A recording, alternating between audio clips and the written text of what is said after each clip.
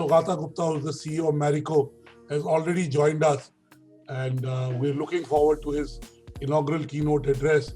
Marico really doesn't need an introduction, and nor does Saugata, but Marico has had sustainable practices as part of this strategy, and I can only say that when the list of India's most sustainable companies comes out, Marico is definitely part of them. I'll leave it at that. With this, I'd like to welcome Mr. Saugata Gupta and request Mr. Ruhail Amin to formally introduce him. Thank you so much, sir. Mr. Gupta would be the topic for discussion that we have is how can big businesses be social entrepreneurs as well. So this is a quick Q&A format. Over to you, Dr. Batra and Mr. Saugata Gupta. Thank you so much, Saugata. First of all, thank you for making time. And we can see you. And yeah, hi. This is your home office, right? That's right. But it looks like a full-fledged office. You know, it looks like a proper office setting. First of all, thank you for being here. Thank you for leading Marico, and BW Businessworld and Sustain Labs Paris have partnered to bring out this list. This is the first year we've done a free assessment, and there's lots of insights which we can definitely share with you and your team. But I just want to say that Marico has a history of being conscious about its social responsibility, both globally and in India. And you know, sustainability has become a kind of a science and a structured art, if I may say, in recent years. What perhaps are your milestones at Marico when you look at sustainability? And Saugata, you've been with Marico for a very long time and have grown on to lead the company. So give us a sense of how do you see sustainability as the leader of the company, and give us some milestones at Marico in terms of sustainability. Yeah, so I think we started our journey sometime in 2013, where we first had the Sustainability Task Force. And I think we really looked at 4-5 themes, which is the climate change, water, circular economy, and sustainable coconut program, which we call it Kalpavriksha, responsible sourcing, and lastly, I think on product sustainability index, where we have started the work. And of course, we do zero discharge is one of our aims, and then a social value creation. So I just wanted to cover quickly some of our programs. And I think as regards climate change, we have reduced till FY 19-20, 32% reduction in energy intensity. We hope in our long-term vision to become carbon neutral operation and enhance, and also our renewable energy, which is currently 68%, can we move it to 90? We have done significant work on water, and we want to, our long-term vision is to ensure 100% offsetting of water consumption. In terms of, we are working with coconut farmers in Tamil Nadu, and we expect a 16% increase in productivity over the next 4-5 years, and it is in line with the government's ambition of doubling farmers' income. We have started another initiative on sustainable sourcing from our value chain partners. In terms of zero discharge, I believe that over the next 4-5 years, we should be having 100% treated water to be recycled. And of course, we have certain programs on education, skill building, on Safola Life, which is on health. So it's a comprehensive program. We have a dedicated team which runs it. And we hope that the other thing which we are very excited about is in today's, if you look at today's millennials, they are very, very conscious about working for companies who are, who believe in sustainability, and they do actual work. There's just not say about it. And therefore, I think we are quite excited about the kind of work we are doing. Thank you so much for sharing specific in terms of where Marico is headed. I'd like to ask you, when you benchmark yourselves against other companies, every company is unique. Every company has its unique DNA. Every company has a unique strategy, and strategy and sustainability need to be married in a deep way. But who are your role models within your industry or outside your industry, within India or outside India? And one can learn good practices from anyone, at least get inspired. So I think I would not like specific names, but I would say that there are a lot of places where we have learned and benchmarked from. I think as far as we are concerned, our I think imperative was to ensure that we focus on a few things, but where we can do sustainable long-term impact, and the impact has to be significant. And therefore, we avoided, doing what I call fragmentation of our efforts in the area of sustainability.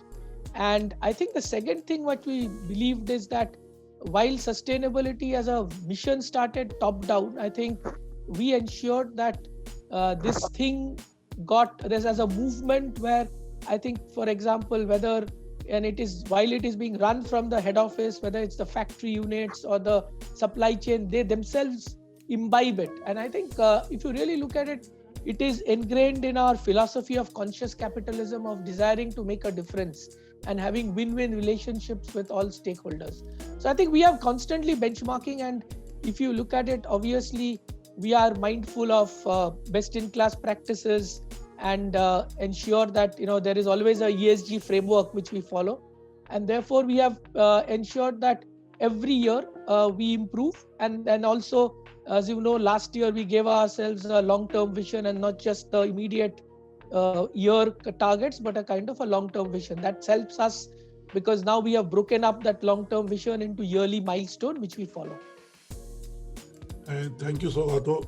Now, what are some of the sustainability goals that you have set yourself for in 2021? You just shared the progress on some of those, and rightly you said that while it started as top down, it has become a part of your DNA. But tell us, what are your specific goals in 2021? So let me just tell you this one. I think the first thing, I think what we did was, and therefore this was, I guess, a little bit of a diversion from this one goal, is a significant work which we have done with the community because of the pandemic. And I think that was the first thing which we did, that in terms of supporting the community around, and also there's a lot of health workers, a lot of frontline workers with daily necessities, meals, personal protective equipment. So therefore a significant portion of our effort has done that. Having said that, we continue to we made steady progress in terms of our responsible sourcing. We have completed certification of 22% of our partners in terms of responsible this one.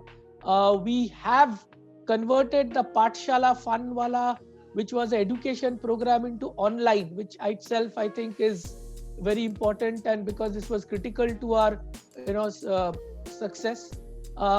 We continue to support the Kalpavriksha Foundation, the Kalpavriksha work which we are doing with farmers, and I think the good thing is that part of the thing has not got impacted, and we now have one factory completely carbon neutral. So I think we are continuing our work, and also on water conservation, upcycle. So everything broadly, I believe that we are in place. I think the other thing which we are looking at is for 2021, under the plastic waste extended producer responsibility requirement, we have taken a commitment to collect and recover a significant portion of our 100% of our non-recyclable, and we are also committed to zero pellet loss and 100% self-plastic waste consumption. So these are the things which we are looking at. Thank you so much. I was going to ask you about what are you going to do in the waste management area, and you already answered that. Now, we realize more than ever that while we need to go after profits and maximize shareholder return, the planet's people and purpose are equally important, right? Now, tell us how sustainability can lead to overall well-being of the communities and all the stakeholders you serve. And especially a lot of young businesses and brands have registered for today's sustainability initiative. So what is your advice to them to make their companies sustainable? So I think first of all, I must say that if you do good to society, it will do good to you. I think that is our belief, and that's the belief of, and if you look at history, that conscious capitalism, those who believe in conscious capitalism, those who believe in the long-term good to the society and other stakeholders, deliver long-term shareholder returns. Secondly, I think what has happened is that increasingly the entire community, consumers are increasingly becoming conscious about organizations who are responsible. Therefore, whether it's responsible packaging, the practices you do, and therefore adoption of products are important. For them, it's critical that companies, and it's the same with shareholders. So therefore, I believe that creation of shared value is the way forward. All your business decisions need to emerge from a place where you can balance economic, environmental, and social considerations. And for this to happen, I think it has to get into the culture and values of the organization. And therefore, long term, I think the adoption of ESG and purpose is extremely critical, whether it's a company with a purpose, a brand with a purpose. And something, I will give you one great example of it, which we had started long ago. And there was those days, these sustainability ESG were not essentially practiced. We started this journey in 2006, where we started what we call fair trade with farmers when we procure copra. And we started procuring directly from farmers and paying them market rates, so that whatever was being garnered by the middlemen was going to the farmers. And therefore we started this practice, and we believe that has actually helped us in commodity security, that has helped us in actually farmers partnering us in productivity. So everything, maybe in the first 2 years, 3 years, we could have said, okay, I could have made some money. But the end of the day, it is about long-term sustainability of business, long-term sustainability of profits. And to me, increasingly, future employees, future consumers, stakeholders, regulators, and investors are looking into all this. And therefore, it is extremely critical that companies, whatever small or big, they start off sustainability at the center of it, and including whether it's the footprint of what you are doing. And to me, it pays off in the long term. And I think as long as you believe in it, I believe it is actually a win-win. Thank you so much, Saugata. You clearly walk the talk. We are 8 months into the pandemic, and we are hoping that it wanes, it goes away. But tell us, as a CEO, as a leader, what have been your top lockdown lessons? So I think we started off, I still remember just after Holi, when we started realizing that things are slightly getting difficult. I still remember it was mid-March, and I think the lockdown started sometime on 23rd. I think the first lesson is, and this we have been followed as a mantra, that people first, business next, and profits can come last. And therefore today we are optimizing everything, but I think that putting people first and constantly communicate. And when I talk about people, it's just not our own employees. We call our employees members, but also the ecosystem, whether it's a distributor system, the CNFA system, the entire third party.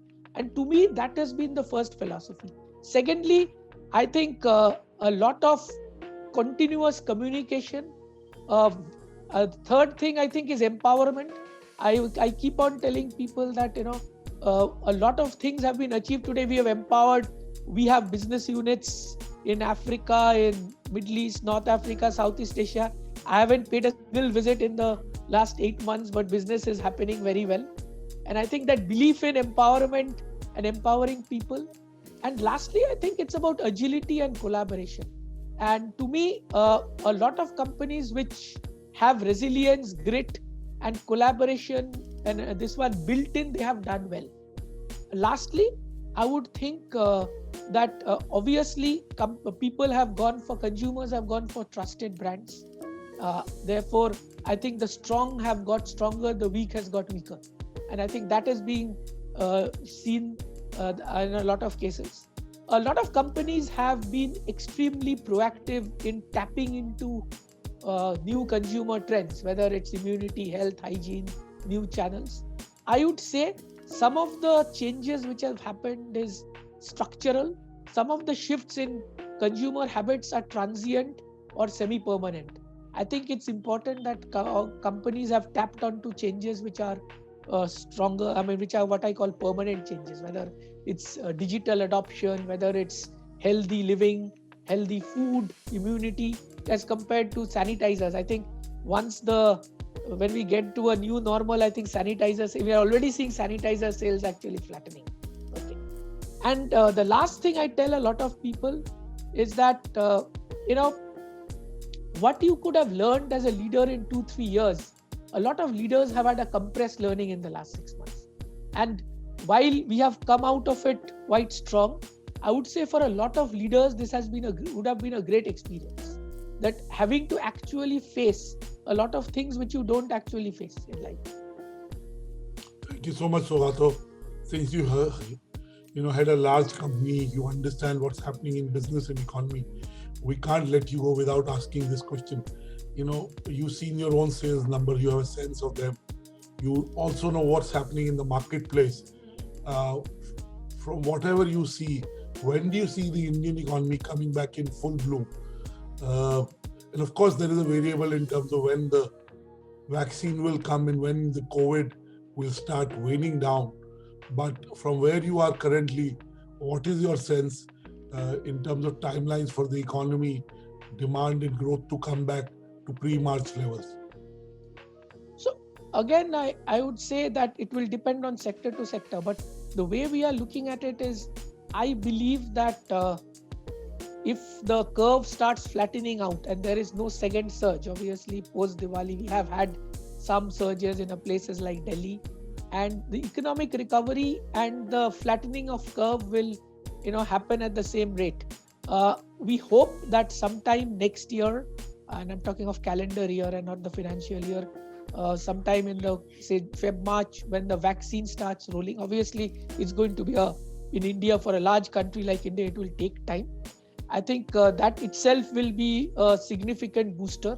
And by that time, I believe there will be some convergence of critical population vaccinated and critical population having herd immunity. And I think those two things will converge. So whatever the expectations of the economy is in Q3 and Q4, there could be a little bit of positive surprise should there be no other surge. I would think that we should get back into growth. What is extremely important is, I think, execution of some of the government schemes. And especially, I think we look forward to significant investment in manufacturing and job creation. One of the things which is a silver lining still is the rural economy continues to do well. We believe a combination of good monsoons.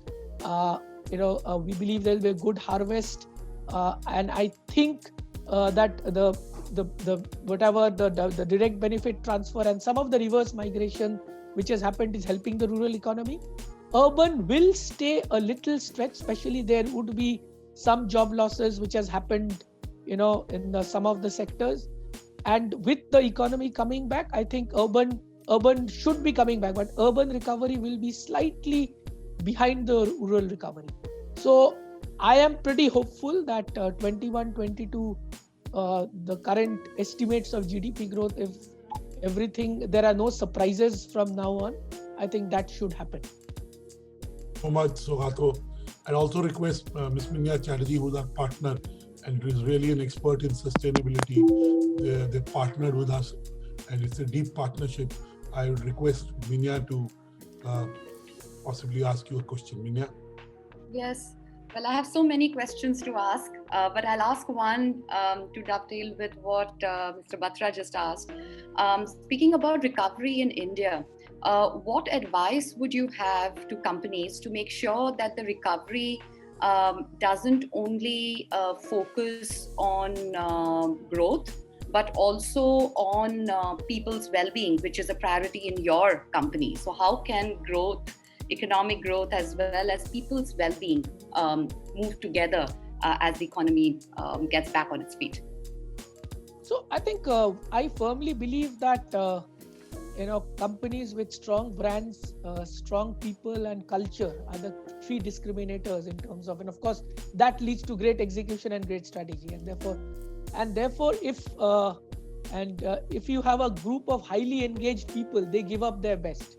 And I'll give you an example. I think during the lockdown and any time between say June, July, when things were starting to open up, we believe that people took personal risk in our organization. People took, in terms of people went, beyond their duty because they knew that the company is going to take care of them. And it's just not about them, it's about the family. And I think the second thing which we are looking at currently is just not about health. There's another issue that's happening which is mental well-being. And this is something which is a critical issue. This is something traditionally is taboo in India. I mean, unlike in a Western, countries, that people don't talk about mental health that much. But I think what we started realizing is that I think mental health is equally important. And it's not just about you, but about the family. Because if your family is unhappy, ultimately it also impacts you. So I think it's very, very critical that if you have an engaged and happy workforce, if you have a healthy workforce, when I'm talking of healthy, both physical health and mental health, actually it leads to growth. And Saugata, you rightly said communication helps. Yeah, absolutely. Constantly communicate. Twice you referred to that. Just before we let you go, my last question to you. You talked about public spending by the government, right? You talked about direct money transfer in context to the rural economy, which is doing well. Now, if you had to predict 3 things for the future, what would those be? And when I say future, I mean 12 to 18 months. I'm not talking 36 to 60 months. If you had to predict 3 things that will happen over the next 12 to 18 months, what would those be? I would say instead of prediction, I hope, and I think that is great for India, which will happen, is that I think I believe that with the opening up, some of the sectors which are actually currently severely impacted, they start delivering. To me, that's important. The second thing is, I think if the pandemic is actually under control and there is a vaccine program which is executed well, see, a lot of it is in the mind.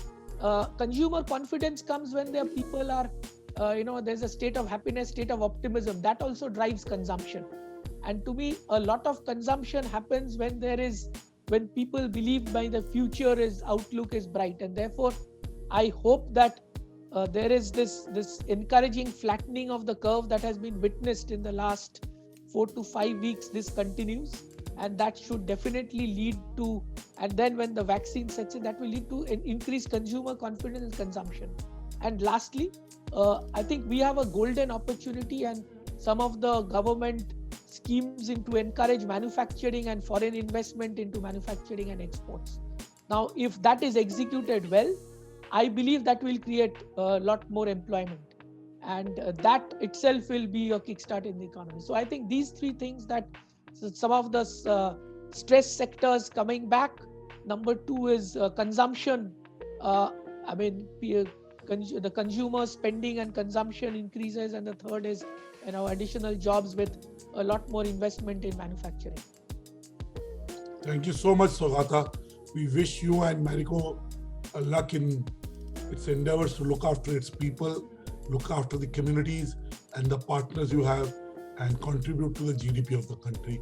I'm sure you'll stay among India's most sustainable companies forever, and will inspire other leaders and organizations to have sustainable practices as part of a deep strategy. We are grateful to you from BW Businessworld and Sustain Labs Paris to be able to talk to us, and we look forward to interacting with you soon again. Thank you, Mr. Gupta, and we wish you luck. Thank you so much. Thank you so much. Thank you. Thank you.